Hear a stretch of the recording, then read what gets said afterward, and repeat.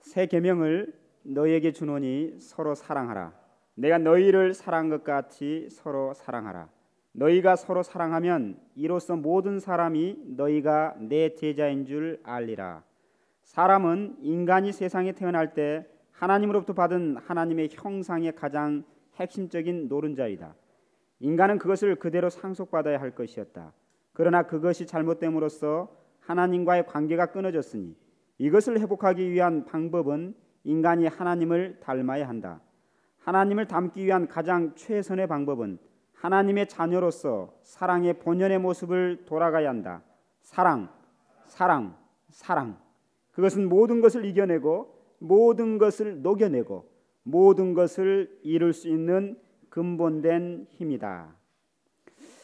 하늘 부모님과 참 부모님께서는 그분의 자녀된 우리들이 이 땅을 살아가는 동안에 이상 가정을 중심 삼고 언제나 어떤 곳에서나 참 사랑과 참 생명과 참 혈통을 닮아나기를, 그래서 닮아난 당신의 자녀가 되기를 바라고 소망하는 분이라고 믿습니다. 믿습니다. 예, 이렇게 피드백을 주면은 예배가 좀 더 수수작용이 되면서 이 자리에 하늘도 찾아와서 같이 기쁘게 임재하실 줄로 믿습니다. 어느 한 미국의 전문의가 있었습니다. 이 전문의가 중동의 왕자를 수술하게 됐어요. 그러니까 참 불치병에 걸려 있는 그 중동의 왕자를 수술하게 됐는데, 참 모든 사람들이 이렇게 수술하려고 했지만 잘 안 됐던 어려운 환자였지만 이 전문의가 정말로 열심히 최선을 다해서 그 왕자의 병이 수술이 잘 되어서 낫게 되었습니다. 이제 낫게 됐어요. 완쾌가 돼가지고 고민이 생겼어요. 이 왕자에게 과연 이 수술 비용을 얼마나 청구해야 될까? 그 수술 비용이 얼마나 청구하는 게 가장 합당할까? 그래서 친구들한테도 물어보고 아는 지인한테 물어봅니다. 어떤 사람은 1,000불 정도 요구하면 될 거다. 아니다. 중동의 왕자면 석유 나오고 참 부자일 텐데 그거 가지고는 안 된다. 5만 불 정도 청구하면 될 것 같다. 이렇게 이제 설왕설래를 합니다. 그래서 결정을 짓지 못하고 이분이 자기가 다니고 있는 교회 목사님한테 이제 자문을 구합니다. 왜냐하면 그 교회 목사님은 중동 지역에 선교사 경험을 했던 목사님이었기 때문에 찾아가서 자문을 하게 됩니다. 그래서 그 이야기를 듣고 목사님이 이런 이야기를 하게 됩니다. 중동 지역에는 신분이 참 중요합니다. 그래서 그분에게 메모를 보낼 때 이렇게 보내라고 이야기를 합니다. 메모 내용입니다. 당신은 왕자입니다. 왕자의 신분에 맞게 지불해 주십시오. 그 메모지를 편지를 보내니까 그 왕자한테 답장이 왔어요. 답장과 더불어서 고맙다라는 말과 돈이 도착을 했는데 얼마를 도착했냐면 7만 5천 불이 도착이 했습니다. 엄청난 금액을 보내게 된 것이죠. 그래서 이 기쁜 소식을 이제 목사님한테 보고를 하는 거죠. 목사님 말대로 그렇게 했더니만 이렇게 됐습니다라고 보고를 하니까 목사님이 이런 말을 합니다. 다음 주에 한번 나하고 만납시다라고 하면서 약속을 잡았어요. 그러면서 그 한 주 앞서서 목사님이 그 의사 식구라고 할까요? 교인이라고 할까요? 신도한테 편지를 쓰는데 이렇게 편지를 씁니다. 거기에 빈 봉투가 있으면서 메모가 이렇게 됐습니다. 당신은 하나님의 자녀입니다. 자녀답게 감사 헌금을 하십시오. 사랑하는 식구 여러분, 우리는 신분에 따라서 행동이 달라집니다. 내가 누구인가를 분명히 알고 인정할 때 우리는 거기에서 우리의 삶이, 우리의 행동이, 우리의 생각이 달라지게 됩니다. 우리가 누구입니까? 오늘 우리는 어떤 자리에 나와 있습니까? 우리는 어떤 마음으로 오늘 이 자리에 나와 있습니까? 오늘 2000년 전에 말씀하신 예수 그리스도의 성경의 한 말씀을 오늘 생각해 봅니다. 다시 한번 읽어볼까요? 내가 바로 너희를 사랑한 것처럼 너희도 사랑하라. 너희가 서로 사랑하면 이로써 모든 사람이 너희가 내 제자인 줄 알리라. 참 부모님의 제자의 모습, 참 부모님 우리를 제자 삼고 제자를 넘어서 우리를 자녀 삼으셨습니다. 오늘 이 시대를 살아가면서 진정으로 참 부모님의 제자로서 참 부모님의 자녀로서 그분에게 정말 감사하는, 정말 그분이 기뻐할 만한 신앙의 모습을 우리가 걸어가고 있는가 한번 살펴보기를 소망합니다. 사랑하는 식구 여러분, 우리는 어떨 때 가장 기쁩니까? 우리는 어떨 때 가장 행복합니까? 아마 부모님들 많이 참석 안 했습니다. 부모님들은 아마 그걸 느꼈을 겁니다. 부모님들이 어쩔 때 가장 기쁘고 행복합니까? 예, 그것은 바로 자기가 낳은 자녀가 자기를 닮았을 때 그 희열은 말할 수 없이 큰 기쁨과 행복으로 다가옵니다. 그것이 겉모양뿐만이 아니라 내면까지 닮았을 때는 더 큰 기쁨과 희열이 느껴지는 것을 알게 됩니다. 그런 자녀가 이제 성장을 했어요. 그래서 이제 한 가정을 이루어야 될 때가 됐어요. 한 남편을 받아들이고 한 아내를 받아들일 이 나이가 됐을 때 그 자녀가 부모한테 이런 말을 할 때 가장 기쁘고 가장 확률공이 빠지지 않을까 생각합니다. 어떤 말일 것 같습니까?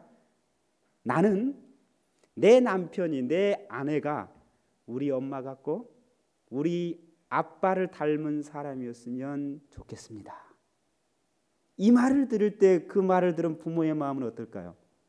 아마 그 황홀경, 기쁨, 감사, 환희가 물밀듯이 자신의 마음 가운데 차고 넘칠 것입니다. 사랑하는 식구 여러분, 이렇게 닮는다라는 것, 닮음이 기쁨의 전제 조건입니다. 닮음이 행복의 기쁨 조건입니다. 오늘 아버님 말씀을 봤던 것처럼 하늘 부모님도 당신을 가장 기쁘게 할 수 있는 그 대상권으로 당신의 형상을 닮은 우리 인간을 창조했다라고 창조원리의 말씀을 하고 있지 않습니까? 사람을 기쁘게 하는데요, 칭찬이 대단히 기쁘게 하는 하나의 조건인데요, 그 칭찬에도 급이 있다라고 그래요. 상, 중, 하가 있는데요, 하수급의 칭찬을 해서 기쁘게 하는 것은 뭘 칭찬하면요, 보통 외모를 칭찬한다고 그래요. 야, 차장님 넥타이가 너무 잘 어울리십니다. 차장님 양복과 넥타이 또 이게 하나 행커치 뽑았는데 정말 잘 어울린다. 또 여성분들에게는 야, 오늘 머리핀 한 게 너무 잘 어울립니다. 또는 오늘 미장원 갔다 오신 것 같은데 화장하고 너무 잘 맞는 것 같습니다. 이렇게 할 때 기쁨이 있죠. 더 기쁜 거는요, 외모를 넘어서 그 사람의 인격과 재능을 칭찬할 때 기쁨이 있다는 겁니다. 오늘 최은환 식구님 참 대단히 참 은혜롭게 기도도 해주셨습니다만은 예배 끝나고요, 우남 씨 또는 오빠 또는 오늘 기도 너무 은혜 받았어요. 어떻게 하면 그렇게 심정적인 기도를 할 수 있어요? 이렇게 칭찬을 해보십시오. 아마 칭찬 받는 사람 대단히 마음이 아마 흐뭇하지 않을까 생각이 됩니다. 그런데 이게 중급이고요. 상급은 어떤 거냐면은 바로 그 사람의 인격을 칭찬할 때가 가장 기쁘다고 그래요.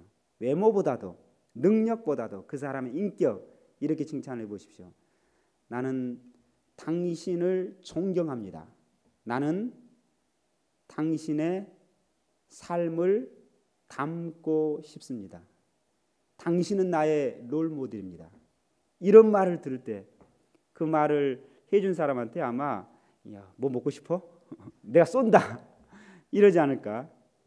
지금 옆 사람하고 한번 마주보고 한번 이야기 한번 해보시겠습니까? 당신은 저의 롤 모델입니다. 보고 한번 해보세요. 당신을 닮고 싶습니다. 자, 당신을 존경합니다. 그래서 존경하고 닮고 롤 모델이 서로 되어주고 되는 그런 아름다운 축복이 우리 청년 대학생들에게 가득 임하기를 참부모님 이름으로 축원드립니다. 그런데요, 아주 하신 분은 더 큰 축복이 임하시기를 믿습니다. 우리가 아주를 회복해야 돼요. 아버님이 얼마나 좋은 말씀을 주셨는데 이 아주란 말을 별로 안 하는데요, 정말 아주 좋은 것입니다. 아주? 진짜예요. 그렇게 할 때 목사님도 힘이 나고요, 주고받는 그런 은혜가 있을 걸로 압니다. 그런데 예수님께서 이런 말씀하십니다. 그러니까 참 부모님은 어떤 분입니까? 아니, 예수님은 어떤 분입니까? 결국에 예수님은 참 부모가 되셔야 했던 과정 가운데 계셨던 분이 2000년 전에 예수님입니다. 그러니까 참 부모, 참 아버지로 오셨던 분이시죠. 그분이 첫 번째로 이야기를 합니다. 뭐라고 이야기를 합니까? 오늘 본문의 말씀처럼 서로 사랑하라. 서로 사랑하라. 참된 신앙이라면은 서로 사랑하는 그 모습 가운데서 내 제자인 것을 내가 알게 된다. 그러니까 첫 번째가 뭡니까? 서로 사랑하는 것. 우리가 닮아야 된다는 것은 뭘 닮아야 되느냐? 바로 첫 번째가 사랑하는 것. 사랑하는 것을 닮아야 된다. 그리고 교회에 보면은요, 원리를 많이 아는 사람들이 있어요. 그리고 많은 프로그램, 봉사 프로그램에 참석하는 사람도 있습니다. 물론 이분들도 대단히 하늘을 닮아가는 그런 모습이긴 하지만 더 궁극적인 것은 원리를 아는 것도 중요합니다만은 봉사 활동을 많이 하는 것도 중요합니다만은 궁극적인 것은 사랑하는 것입니다. 근데요, 이 사랑하라, 어떻게 하면 사랑할 수 있습니까? 사랑하라. 그것은 첫 번째, 이 사랑이라는 것은 사랑을 잘 하려면은 내가 어떤 존재인지 먼저 알아야 돼요. 첫 번째가 나는 사랑의 주체자가 아니라 사랑의 대상자라는, 그리고 사랑의 빚진 자라는 겁니다. 하나님이 사랑의 본체이시고 그 하나님이 나를 사랑의 대상자로서 창조해서 그 대상권에서 이 대상권이 성장하고 성숙해서 사랑의 주체자가 되기를 바라는 마음에서 창조를 했지만 엄연히 나의 출발은 사랑의 빚진 자로서 사랑의 대상자라는 겁니다. 원래 타락하지 않았다라면 온전한 사랑의 주체자의 자리까지 들어갈 수도 있었겠지요. 그러나 타락함으로 말미암아 내 스스로 사랑을 할 수 있는 힘, 내 스스로 사랑을 창조할 수 있는 능력, 내 스스로 사랑을 만들어낼 수 있는 권한이 없어졌어요. 그래서 그걸 회복시켜주고 그 능력을 주시는 분이 누구냐? 그게 바로 하늘이 보내신 메시아, 하늘의 아드님이신 거죠. 그 사랑의 징검다리를 놓기 위해서 오셨던 분이 2000년 전에 예수 그리스도고 이 땅 가운데 94년 전에 오셨던 분이 참 아버지라는 거죠. 그래서 명확히 우리가 알아야 될 것은 사랑의 빚진 자라는 것을 먼저 알아야 됩니다. 그렇게 이렇게 말씀하시죠, 예수님께서. 그래서 내가 길이요 진리요 생명이요 사랑이니 나로 말미암지 않고는 사랑의 본체인 하늘 아버지 앞에 나갈 수 있는 사람이 아무도 없다. 그렇지 않습니까? 예수 그리스도가 그렇게 된 것처럼 참 부모님 이 땅 가운데 오셔서 더 한 말씀 더 하십니다. 뭐라고 말씀하세요? 나는 길이요 진리요 생명이요 참 사랑이니 사랑 앞에 참자를 붙입니다.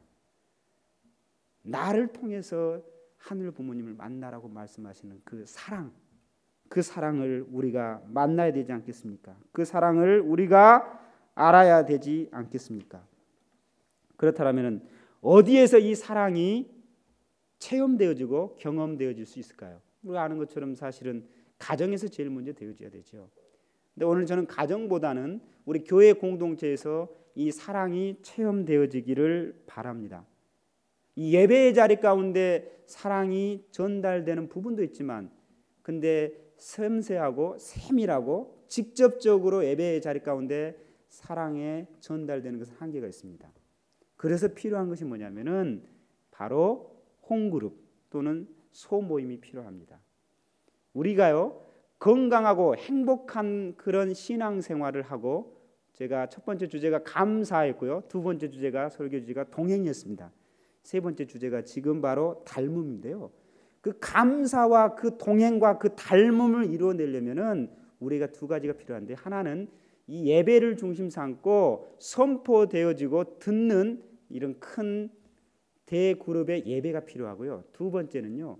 이 대그룹의 예배 말고 바로 3, 3, 5 또는 10여 명 가까이 사람들이 모여서 삶을 나누고 고백하고 그리고 함께 기도하는 그 소모임의 내용이 같이 맞물려 갈 때 우리가 건강한 신앙 공동체를 구현해 가게 됩니다. 그래서 이 예배로 끝나는 게 아닙니다. 예배가 끝나면 예배 끝나고 바로 가주셔도 되지만 주중에 반드시 이 소모임, 소모임, 홍그릇 같은 것들을 해 보셨을 때 바퀴가 이 두 개의 바퀴가 굴러가는 균형 잡힌 신앙이 성숙되어지는 것이라고 믿습니다. 제가 레오나르도 다빈치라고 여러분 다 아시잖아요. 사랑을 이야기하는데 어제가 13일의 금요일이었지 않습니까?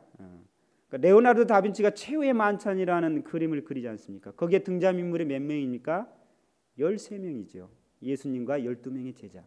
근데 이 레오나르도 다빈치가 이 최후의 만찬을 그리면서 가장 고심하고 가장 어렵고 힘들었던 두 가지 인물이 있었습니다. 그게 누구였다고요? 한 분은 예수 그리스도, 또 한 분은 가룟 유다였습니다. 왜? 예수 그리스도는 성자 중에 성자인데 그걸 어떻게 그림으로 담아낼 수 있을까? 고민을 참 많이 하고 기도를 참 많이 합니다. 어떻게? 그 다음에 두 번째 가룟 유다. 가룟 유다를 어떻게 예수님을 팔아 제자인데 제자 중에도 제자였지 않습니까? 그 제자를 어떻게 그려낼 수 있을까? 첫 번째 고민하면서 먼저 그렸던 사람이 누구냐면 가룟 유다를 그립니다. 어떤 사람을 대상으로? 자기에게 친구가 있었는데 정말 자기 의견은 내가 말해도 들어주지 않는, 그리고 자기 주장만 하고 또 뭐 물건을 빌려줬는데 잘 갚지 않고 아무튼 좋지 않는 그런 성격이 있는 그런 친구들을 몽땅 융합해가지고 그걸 떠오르면서 그 사람이 가룟 유다의 성품과 맞지 않을까 해서 가룟 유다를 완성을 합니다. 두 번째 예수 그리스도는 어떻게 그릴까? 많은 생각과 묵상과 말씀을 보는데 그래서 나왔던 이제 지혜가 뭐였냐면은 예수님은 십자가상에서 마지막 그 자리에 있어서도 모든 사람들을 용서하고 사랑으로 품으셨던 것이 생각이 나서, 그래서 자기가 아까 가룟 유다를 그렸던 그 나쁜 그 성격이나 성품에 있는 그 모든 친구들의 그 모습 속에 본인이 그걸 사랑하는 마음으로, 하나씩 용서하는 마음으로 계속 끊임없이 그런 이미지를 하다 보니까 예수님의 모습이 떠올라서 마지막까지 그렸다라는 이야기를 하고 있습니다. 사랑하는 식구 여러분, 우리가 정말 사랑하고 있습니까? 우리가 정말 참 부모님을 닮는다라고 하는데 참 부모님의 그 참 사랑을 우리가 알고 있습니까? 그리고 그 참 사랑을 정말 우리의 인간관계 속에서 실현하고 주고 있습니까?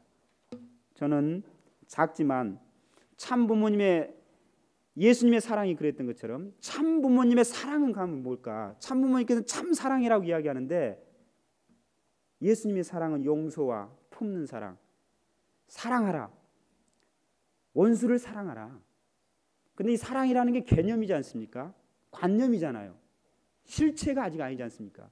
근데 아버님은 참 사랑을 이야기합니다. 참 사랑은 뭡니까? 아버님 말씀하신 것은 요약하면은 위하여 살라. 더 요약하면 어떻게 위해서 살아요? 원수를 사랑한 걸 넘어서 원수와 함께 살라고 말씀하십니다. 특별히 한국과 일본의 부모, 한일 가정에 부모를 두신 여러분 혹시 있습니까? 민족적으로도 얼마나 맞지 않습니까? 얼마나 많은 원한 관계 있습니까?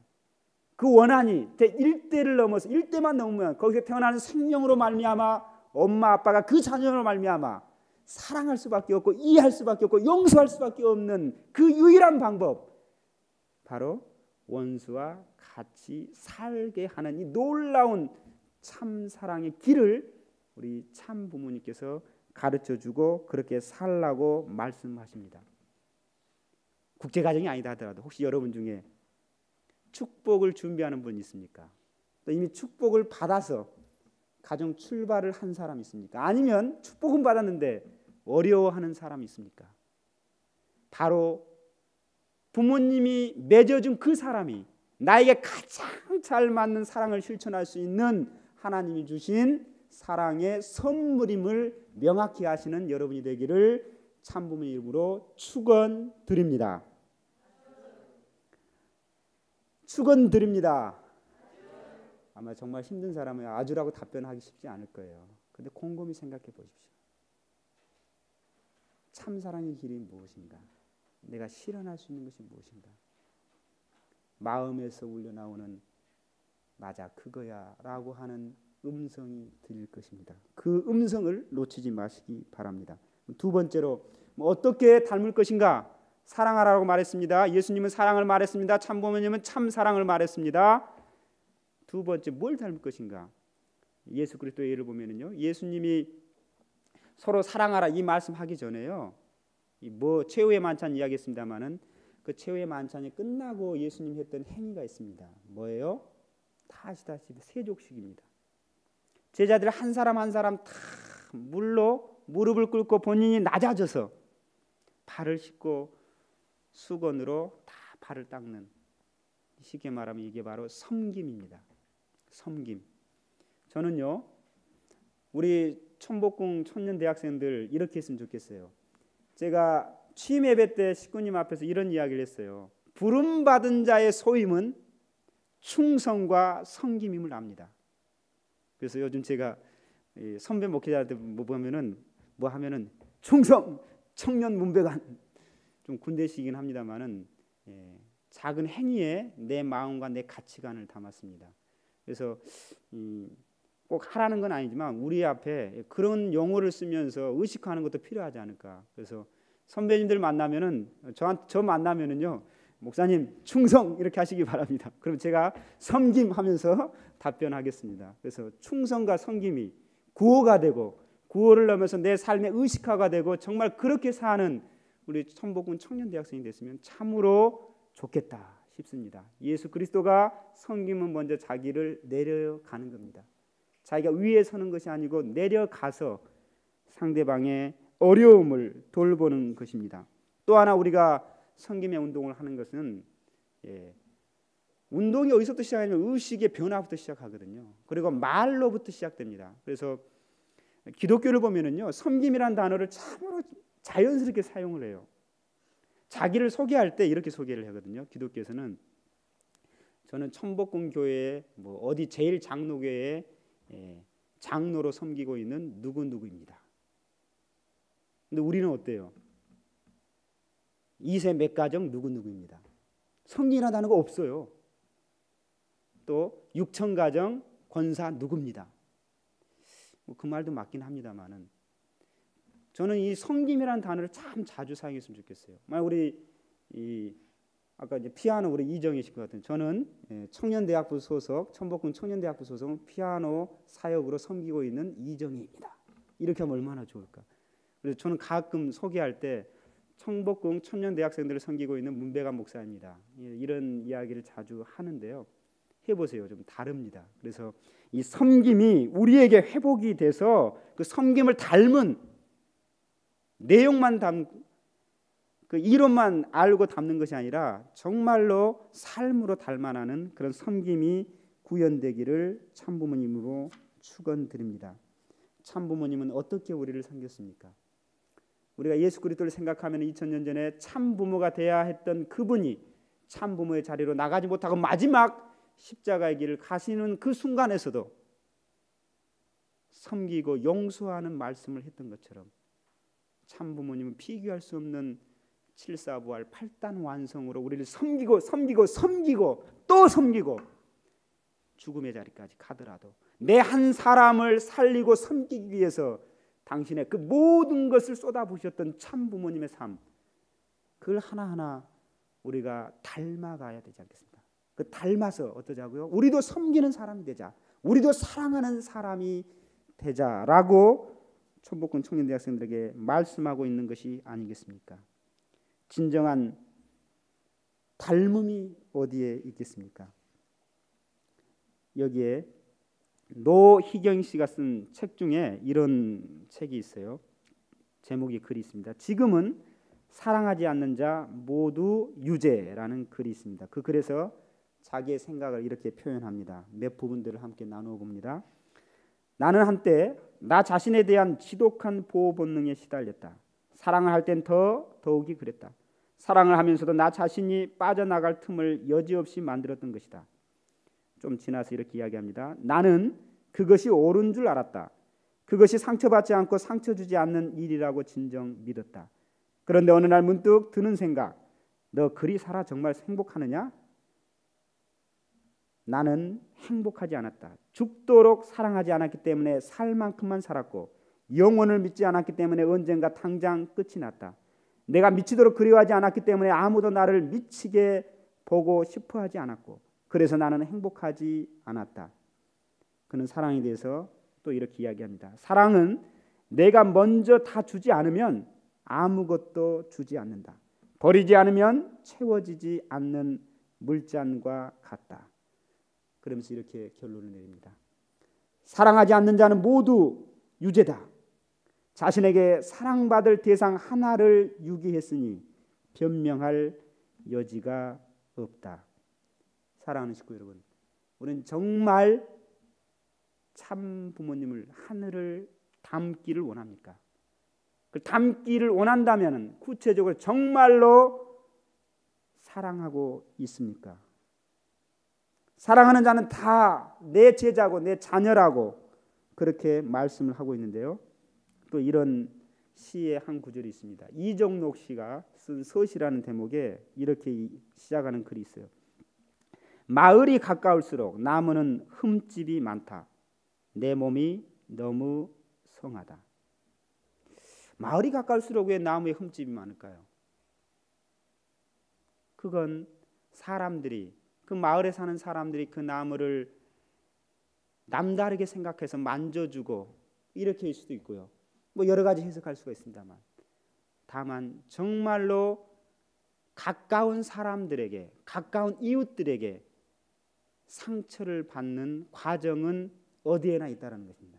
다만 그것이 나를 상처로 남기는 것이 아니고 그 상처 이면에 나를 성숙하게 하고 나를 더 성장시키기 위한 사랑이 있다는 것을 깨달았을 때 그것은 의미가 있고 그것은 가치가 있는 것인 줄 압니다. 우리가 정말 참 부모님을 닮고 싶습니까? 정말 참 부모님을 닮아가고 있습니까? 무엇을 닮아야 합니까? 어디에서 닮아가야 합니까? 제가요 내면의 차 한 잔이라고 안 마신 분들이 더 많을 텐데요. 제가 내면의 차 한 잔을 꼭 이렇게 마시는데 지금 청년 대학생들 30명을 지금 내면의 차 한 잔을 마셨는데요. 그 내면의 차 한 잔을 3번을 마시는데 첫 번째는 제가 경청 상대방을 어떻게 살아왔는지 쭉 듣습니다. 첫 번째가 끝나면 두 번째는 이런 질문을 하면서 시작을 하는데 통일교회 신앙을 하는 궁극적인 최종 목적이 무엇입니까? 만약에 신앙하지 않는 우리의 후배가 세상 사람이 우리 홍항이한테 우리 성엽이한테 형, 야 너는 통일교회 신앙을 왜 해? 최종 목적이 뭐야? 라고 물어본다면 뭐라고 답변하시겠습니까? 여러 가지 답변이 있을 수 있죠. 저는 이렇게 이야기 드리고 있습니다. 내가 통일교회 신앙을 하고 내가 통일교회 신앙의 목회자가 되어 있는 것은 내가 가장 존경하고 내가 가장 사랑하는 참 부모님, 그 참 부모님을 닮고 싶어서 통일교회 신앙을 합니다.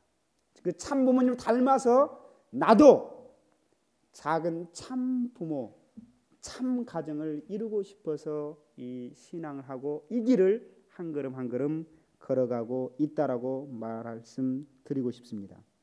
마을이 가까울수록 나무는 흠집이 많다. 내 몸은 너무 성하다.